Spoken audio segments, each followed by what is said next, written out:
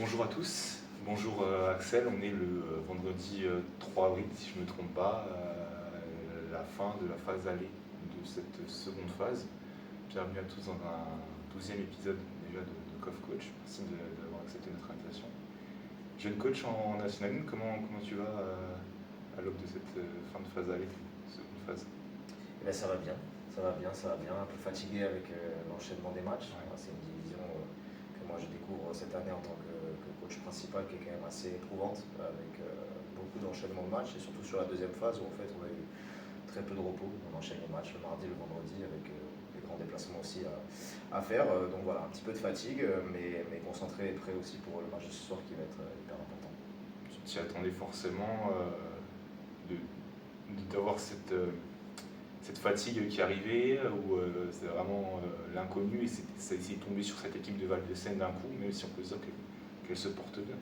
Non, c'était prévu. On savait que voilà, le changement de division, ça serait pas simple aussi pour le club et qu'il fallait s'acclimater sur pas mal d'aspects. C'est aussi pour ça qu'à l'intersaison, on a fait le choix voilà, de récupérer des joueurs chevronnés aussi de la division qui pouvaient aussi nous donner cette expérience-là. Je pense qu'on a fait partie, mais comme beaucoup d'équipes, les équipes ont été impactées par les blessures aussi. Et donc ça nous a aussi, ça nous a mis aussi un petit peu en difficulté physiquement, où on a dû tirer sur certains joueurs sur des enchaînements de matchs. Et donc forcément, bah, voilà, après, c'est un enchaînement, donc c'est pas simple, mais voilà, c'est au même titre que toutes les équipes, ça fait partie du jeu, donc c'est aussi à nous de s'ajuster par rapport à ça. Et puis voilà, on arrive quand même à gagner des matchs, à performer sur certaines rencontres, donc voilà, ça fait juste partie du jeu, c'est tout. Moi, je me souvenais, commencer le média, vous étiez encore en National 3, et là, je me dis, on parle quand même avec quelqu'un qui était t'étais pas en National 3, t'es arrivé en National 2, Ouais. toi, t'étais dû avant du côté de la région de la Haute-Garonne, de Toulouse, hein, si je ne me trompe pas, et le club est passé de N3 à N1 en quoi, en 6 ans, quelque chose comme ça? Pas en 4 ans. 4 ans. Voilà, tu l'as dit, comment ça s'est fait? Parce que Val-de-Seine Basket, c'est pas une ville, c'est ça, c'est un peu difficile aussi pour un public de s'identifier. Comment ça s'est fait? Si tu peux nous parler plus de la N2 vers la N1, on sait que vous étiez ta première année quand même bien placée, première partie de tableau. Oui, en fait, le Val-de-Seine, pour faire court sur l'histoire du club, c'est un club qui réunit les trois villes de Sèvres, Boulogne et Chaville, donc trois villes du 92 qui sont proches. Et donc c'est un club qui a une quarantaine d'années, qui a été fondé par des dirigeants qui sont encore actuellement en poste et qui ont fait vraiment beaucoup de travail depuis la création du club. Et donc moi c'est vrai qu'à mon arrivée, en fait, j'arrive sur la deuxième saison nationale 2, puisque sur la première année l'équipe avait été reléguée, finalement repêchée en deuxième partie grâce au ranking. Et donc la première année, l'objectif c'était vraiment de stabiliser l'équipe dans la division, de se maintenir. On avait fait une bonne première saison en finissant en 5e. Et donc on avait l'année dernière capitalisé un petit peu sur cet effectif-là pour rajuster, renforcer. L'objectif du club c'était de viser le haut du tableau, de finir dans les 5 premières places, de conforter un petit peu, valider la bonne première saison en N2. Et puis finalement l'opportunité s'est présentée avec un groupe qui a bien pris, qui a bien travaillé, qui a eu des bons résultats de prendre la montée. Et puis donc voilà, forcément quand le train passe, on a envie de monter dedans. On sait que c'est très difficile d'accéder de la N2 à la N1, de plus en plus d'ailleurs. Donc le club s'est donné les moyens en termes d'administratif, de financier pour pouvoir accéder à cette division-là. Et donc voilà, on savait que ça serait différent en termes de dynamique, de passer d'une équipe entre guillemets qui domine la division inférieure à passer dans une division un peu plus difficile où les matchs sont un peu plus durs. Mais c'était la volonté du club et donc le club continue de travailler tous les jours en fait pour se structurer parce que c'est un travail qui est continu encore même aujourd'hui. Donc voilà, on en est là au Val-de-Seine. Donc le club avait un budget de quoi? À peu près 500 000 € en National 2 et est passé à 800 000. Alors les chiffres, je peux pas te les dire, moi je suis plutôt sur les aspects sportifs, bien je ne sûr, maîtrise pas, mais on est à peu près sur ces fourchettes. Donc l'un des plus petits budgets de toute façon. Ça, c'est... Oui, évidemment, on a un des plus petits budgets cette saison. On savait que voilà, il fallait qu'on redouble d'intelligence et de malice sur la façon dont on organisait les choses, sur le recrutement, sur le projet, sur les déplacements, sur ce genre de choses, pour compenser un petit peu notre manque d'expérience et notre plus petit budget par d'autres éléments. Voilà, donc on essaie de travailler intelligemment, de bien réfléchir quand on fait les choses. Justement, tu peux un peu nous expliquer ces autres éléments parce que on peut se dire un promu qui quand même brille. Vous étiez, si on parle du sportif, vous étiez quand même bien parti avec cette série en décembre, pas loin d'aller chercher une qualification pour l'autre. Après, il y a eu quelques petites difficultés, quelques défaites qui sont enchaînées, mais des victoires importantes sur la fin de la première phase face à des équipes qui jouent comme vous le maintien et ça vous permet d'être plus haut. Mais si on revient sur cette partie de saison, est-ce que tu peux un peu nous expliquer ce qui fait la différence pour que aujourd'hui vous avez un peu d'avance pour vous maintenir? Si tu veux, nous, ce qui a été compliqué cette année, c'est que dès la préparation, en fait, on a été un amputé de beaucoup de blessures. On avait des joueurs qui faisaient l'afro-basket aussi qui sont arrivés tard. On a eu un problème avec notre premier étranger qui finalement était arrivé blessé, ça ne marchait pas. Donc en fait, on a dû tout de suite très vite remodeler l'équipe et donc on a eu du mal aussi à trouver une identité de jeu en attaque et en défense. On s'est cherché pendant longtemps et on a commencé à stabiliser l'effectif et avoir nos joueurs qu'on avait imaginé en tout cas et une identité de jeu à partir du mois de novembre. Voilà, donc il y a eu des pigistes aussi qui sont arrivés, je pense à Lamzin Sané qui est connu. Voilà, on a eu des pigistes, mais des profils en fait qui étaient des bons joueurs, mais totalement différents des joueurs qu'on avait imaginés. Donc en fait, il a fallu réfléchir à la stratégie offensive, défensive. Et donc quand on a réussi à fixer un petit peu les choses au mois de novembre, on a eu un enchaînement de victoires très positif. Et en fait, on est parti déjà, on avait déjà beaucoup de retard sur les autres équipes. Et en fait, à ce moment-là, on a eu à nouveau des changements de joueurs. Et donc ça a été difficile malgré la bonne série à partir de novembre jusqu'à janvier, début février. Voilà, le retard accumulé faisait qu'on était quand même assez loin. Ça s'est battu jusqu'à quasiment la dernière journée, mais en fait, si on réfléchit, on n'a jamais été à aucune journée dans le top 7. On était toujours en train de faire la course pour revenir, mais on est parti avec beaucoup de retard. Donc voilà, ça a été difficile. Je pense que ça aurait été une saison différente si on n'avait pas eu de problème de blessure, on avait eu l'effectif au complet pour travailler depuis le début. Mais comme je dis, ça fait partie du jeu et c'est aussi une expérience pour nous de savoir que voilà, ça peut arriver et qu'il faut se préparer à ça aussi. Toi, à titre personnel, c'est quand même assez remarquable et honorable puisque c'est ta première saison en National 1. Je crois que tu as passé tes diplômes récemment pour permettre de coacher, c'est ça? Oui. À ce niveau-là. Oui, j'ai passé mon DES en fait la saison dernière pendant la saison de National 2. Et donc voilà, j'ai terminé mes formations et ça me permet de coacher cette année. Donc tu apprends beaucoup, mais tu as appris par le passé déjà d'autres entraîneurs parce que tu es quand même un jeune coach. Oui, évidemment. Moi, c'est aussi comme ça que j'ai construit mon cursus avec. J'ai peu été assistant, j'ai été beaucoup entraîneur principal et donc ça m'a permis de faire beaucoup d'erreurs, de les comprendre et puis d'essayer de ne pas les refaire et donc de développer un petit peu comme ça ma méthode, comment j'aime entraîner, comment je veux manager. Et donc cette année encore, j'ai probablement fait beaucoup d'erreurs. Il faudra peut-être se poser à l'intersaison et faire un peu l'introspection de ce qui a été fait bien et moins bien pour pouvoir continuer à progresser. Mais voilà, je reste dans cette démarche-là d'essayer de faire des choses, essayer, puis tester, puis voir ce qui fonctionne, voir ce qui fonctionne moins. Donc je pense qu'on a fait des bonnes choses, on a fait des choses aussi qu'il faudra revoir. Et donc c'est encore un peu tôt pour faire le bilan, on le fera à la fin de la saison. Les petites équipes peuvent être impactées, je parle davantage avec vous, parce que vous êtes une nouvelle équipe. Normalement, pour le maintien, on en parlait en off, c'est 2 victoires qu'il faut aller chercher. Ça peut être ce soir déjà la première face à Metz et la semaine prochaine, vendredi, oui, contre le Pays Salonné à domicile. Voilà, là on serait maintenu. Ça serait maintenu si assez de victoires. Il faudrait refaire un peu tous les calculs. Pour l'instant, on n'en est pas encore là. L'objectif, c'est vraiment sur les 8 derniers matchs d'essayer d'avoir les meilleurs résultats possibles. C'est sûr que si on gagne les 2 prochains matchs, j'ai pas fait tous les calculs, mais il y a de très très grandes chances qu'on soit maintenu selon les résultats des autres aussi. Moi, comme j'ai dit aux joueurs, je veux pas qu'on commence à regarder les autres, attendre que les autres perdent. Oui, vous voulez finir le plus haut possible. Voilà, que nous on gagne les matchs, que nous on valide notre maintien sur le terrain sans compter. Un top 3, ça peut être un objectif. Parce qu'il faut rappeler, je crois que Charleville il doit être 3e ou le Rennes pas très loin. Non, l'objectif c'est de maintenir le club dans la division. Voilà, si on peut le faire en ayant le plus de victoires possible, c'est mieux, parce que ça permettra aussi de finir sur une bonne dynamique, de valider le travail qui a été fait, puis même pour l'intersaison prochaine, voilà, de montrer que Val-de-Seine c'est un projet sérieux dans la division et qu'on pourra compter sur le projet là, dans les prochaines années. Mais sincèrement, l'objectif c'est de valider le maintien le plus vite possible, pouvoir aussi travailler sur la structuration du club la saison prochaine, pas au niveau forcément que de l'effectif, mais aussi en interne. On peut en parler même si c'est pas trop ton rôle. On parle de 8 décembre l'an prochain, 6 de National 1. Et donc il y aura quoi? Il y aura 8 équipes qui vont rester dans cette poule basse et donc 6 qui vont descendre. Ça veut dire qu'une équipe sur 2 de la poule basse. 7 parce qu'il y a le Pôle France aussi qui descend pas. Voilà. Plutôt 7 équipes qui se maintiendraient. Voilà. Donc ce qui veut dire qu'il y aura encore plus de pression. C'est peut-être un peu tôt pour en parler, mais ça sera toujours avec toi l'an prochain, avec Val-de-Seine. Écoute, pour l'instant oui. Pour l'instant oui, voilà, là on va terminer déjà la saison. Comme je t'ai dit, nous, plus tôt on valide notre maintien, plus tôt ça nous permet de travailler sur la continuité de l'année prochaine, au niveau des joueurs, du staff, au niveau des infrastructures, de toute l'équipe dirigeante, de tous les bénévoles, de tous les gens qui sont autour du club et de tout ce qu'il y a à faire pour perdurer dans cette division. Donc c'est la stabilité quand même, on ne va pas changer. Pour l'instant ça se passe bien en 1, pourquoi changer quoi? Évidemment, après tu sais comment c'est, l'intersaison, chacun a des objectifs différents, les joueurs, les agents, donc ça on n'est pas encore là pour l'instant. Et toi à titre personnel, si ça serait rare une autre proposition de N1, mais tu te sens rester à Val-de-Seine sur ton club? Écoute, pour l'instant, moi je suis là, je suis sur le projet, je suis à 100% dédié, après on ne sait pas de quoi l'avenir est fait, on verra.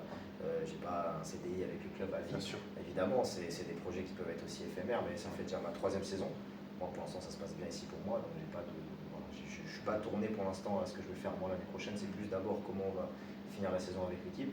Et tant que je serai là, de toute façon, je travaillerai à 200% pour le club. Et puis si un jour je suis amené à être ailleurs, je serai ailleurs et je ferai la même chose Bien sûr. dans d'autres projets. Voilà, ça c'est sûr. Qu'est-ce qui change au quotidien de la N2 à la N1? J'imagine beaucoup plus de travail vidéo avec ton assistant, plus de travail spécifique peut-être sur l'individuel, même si les joueurs sont déjà.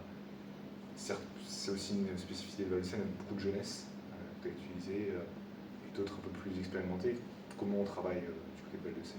C'est comme une équipe de N1, mais à quoi ça correspond? Non, ce qui change vraiment par rapport à la N2, c'est le rythme des matchs. Le rythme des matchs et certains déplacements qui sont un peu plus longs. L'organisation, quand on était sur la Nationale 2, nous on partait le jour du match, on revenait après le match. Là, souvent on part la veille, voilà, donc pour pouvoir faire les shootings le matin, essayer de vraiment mettre l'équipe dans les meilleures dispositions. Et donc voilà, en termes de nombre d'entraînements, on est à peu près similaire parce que nous, l'an dernier sur la N2, on s'entraînait déjà tous les jours. On faisait du travail vidéo au quotidien, on faisait de la préparation physique, on essayait déjà de travailler comme un club qui tende à essayer d'aller en NM1. Donc voilà, la vraie différence, c'est le nombre de matchs, c'est la qualité des effectifs en face, c'est la densité physique des équipes, la profondeur de banc. Voilà, on sent que là, toutes les équipes sont pros, tout le monde travaille tous les jours, alors qu'en N2, il y a des équipes qui s'entraînent moins. Ça se voit aussi dans la façon dont ils jouent, que c'est un peu moins organisé, un peu moins structuré, qu'il y a moins d'ambition. Donc voilà, là, on sait que nous, en tout cas, tous les week-ends, on va lutter pour gagner le match, mais ça sera dur. Il y a très peu de matchs, on a dominé les matchs du début à la fin. Souvent, c'était des matchs serrés, des matchs difficiles, de bataille. Voilà, on sait qu'on a un peu de marge et donc ça c'est vraiment un truc qui change par rapport à la N2 où il y a des voies où tu sais que voilà, tu vas gagner les matchs avec un peu plus de Oui, c'est la spécificité de ce championnat, tout le monde peut pas tout le monde. Hein. On a vu aussi, le leader avec un peu plus de mal, le voisin Francilien Levallois deux fois. Non, on les a battus une fois, mais c'est dans ce que tu viens de dire en fait, c'est ça, nous la saison elle est à demi-teinte parce qu'on a fait des super résultats à certains moments de la saison, on a gagné à Lorient, on a gagné à Levallois, on a gagné contre Tours, on a gagné à Fougères, on a fait des vrais perfs contre des équipes en théorie plus fortes que nous sur le papier, et puis à contrario on a fait aussi des contre-perfs sur des matchs qu'on avait espéré gagner pour nous valider notre maintien le plus vite possible. Finalement ça n'a pas été fait et c'est là où tu vois qu'il y a une densité dans la division et que tout le monde peut battre tout le monde. Donc la saison prochaine, on en a parlé. T'es encore sous contrat ou pas? Oui. Donc saison prochaine, normalement, encore sous contrat. Ok, ça marche. Parlons peut-être du public maintenant. Cette salle qui est petite, vous avez changé de salle, vous étiez à Sèvres avant, vous êtes à Meudon. La capacité de la salle est toujours quasiment similaire, si je ne dis pas de bêtises. C'est ça qui fait aussi cette particularité. Le club est peu connu dans la région parisienne et j'imagine que tu as beaucoup de retours, mais ça reste quand même un microcosme très, très restreint et on imagine qu'il y a quand même des aspirations à emmener un peu plus de monde avec vous. Bien sûr, c'est un vrai enjeu pour le club. Comme tu l'as dit au début, c'est vrai que Val-de-Seine, c'est pas encore identifié vraiment comme un club professionnel, en tout cas dans le basket français, même à l'échelle locale d'Île-de-France où les gens ne sont pas hyper informés de ce qu'est le Val-de-Seine, parce que c'est un jeune club, parce que ça vient d'arriver sur cette division-là, et donc ça prend du temps. C'est un long process de créer son identité, de développer tout ça, et puis nous, on va tendre aussi à aller chercher les gens, à remplir un peu plus la salle.